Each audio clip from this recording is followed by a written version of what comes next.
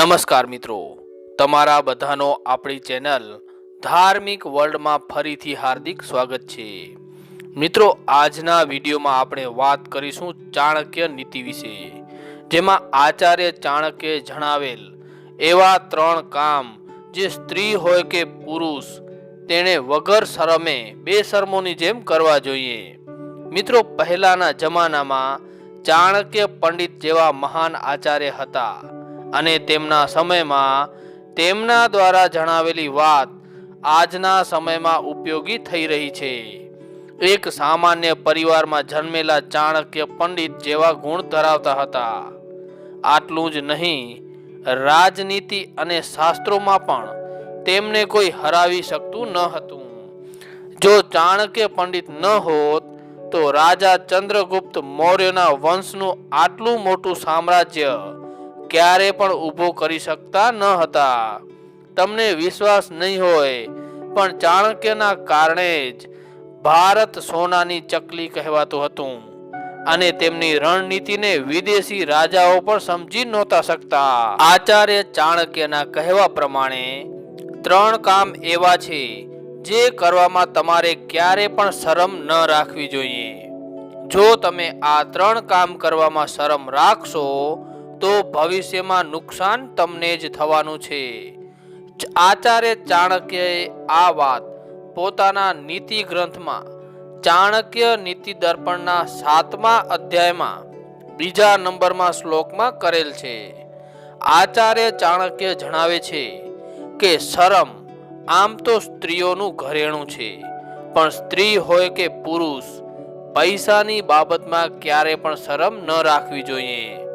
આ સિવાય બીજા 2 એવા કામ છે જેમાં ક્યારે પણ શરમ રાખવી જોઈએ નહીં। જો તમે આ બાબતોમાં શરમનો ત્યાગ કરશો તો ભવિષ્યમાં તમને સારું સુખ મળશે।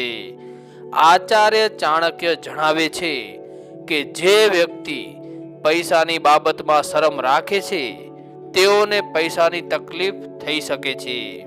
જો તમે કોઈને પૈસા ઉધારમાં આપ્યા હોય તો તે પાછા માંગવામાં શરમ રાખવી જોઈએ નહીં। પૈસાનો વ્યવહાર ભલે કોઈ નજીકના સંબંધી સાથે હોય તો પણ શરમ રાખ્યા વગર પરત માંગી લેવા જોઈએ, નહીં તો નુકસાન તમને જ જશે। આગળ બીજી વાત કરીએ તો બીજો કામ છે સારો વિદ્યાર્થી એ જ છે જે વગર કોઈ શરમે શિક્ષકને પ્રશ્ન કરે અને તેનો ઉત્તર જાણે। જો તમે સારું શીખવા અને સારું ભણતર પ્રાપ્ત કરવા માંગો છો તો ક્યારે કોઈ પ્રશ્ન ઉદ્ભવે તો તે તરત પૂછી લેવાનું રાખવું જોઈએ। જો તમે શરમમાં રહીને પ્રશ્ન નથી પૂછતા તો તમને જ્ઞાન મળતું નથી અને તમારું ભણતર અધૂરું રહી જશે।